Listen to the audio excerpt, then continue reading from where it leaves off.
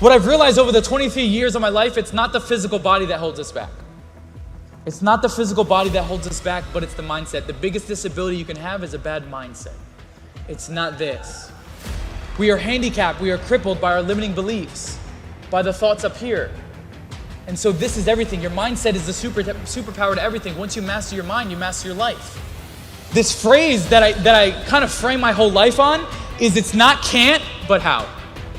This is how I view my whole entire life, in my personal life, in my business life. Everything gets framed, it's not can't, but how.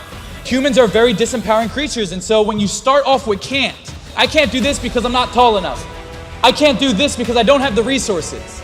I can't do this because I'm not old enough. Whatever it may be, we all have these limiting beliefs, right?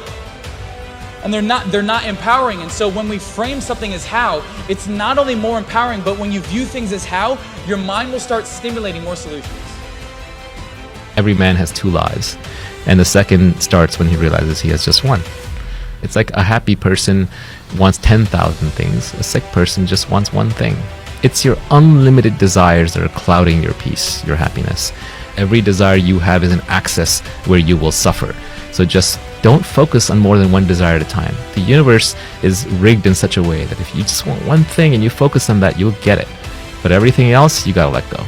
When you are struggling and you start thinking about giving up, I want you to remember the power of hope. The belief that something better is always possible if you're willing to work for it and fight for it. Our hope that if we work hard enough and believe in ourselves, then we can be whatever we dream, regardless of the limitations that others may place on us. You need to make it a habit to start every fucking day validating yourself, cheering for yourself, because life is a marathon.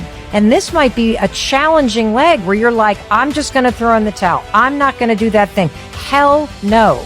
If you're standing in front of that mirror, you deserve to feel the support and empowerment and encouragement that you need.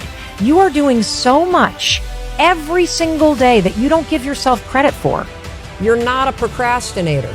You have a habit of procrastinating. And in the case of procrastination, the trigger's always stress. The only way to break a habit, you guys, is not to deal with the triggers. You're never gonna get rid of the stress in your life, but you can 100% change your pattern of avoiding work. What you're gonna do is you're gonna go, oh, I must be stressed out about something. Then I want you to just work, just for 5 minutes, because your problem isn't working. It's the habit of avoiding. 95% of our decisions are made by how you feel in the moment. And that is the problem.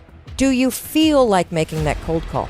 No, you don't. Do you feel like doing that third set of reps? No, you don't. And if you accept the fact that you may never feel ready and you may never feel motivated and you may never feel courageous, and that's okay, but you can still push yourself forward. As you start to see yourself becoming the person that takes action, guess what happens? You build the skill of confidence and courage. I am one decision away from a totally different marriage, a totally different life, a totally different job, a totally different income, a totally different relationship with my kids. Your life comes down to your decisions, and if you change your decisions, you will change everything.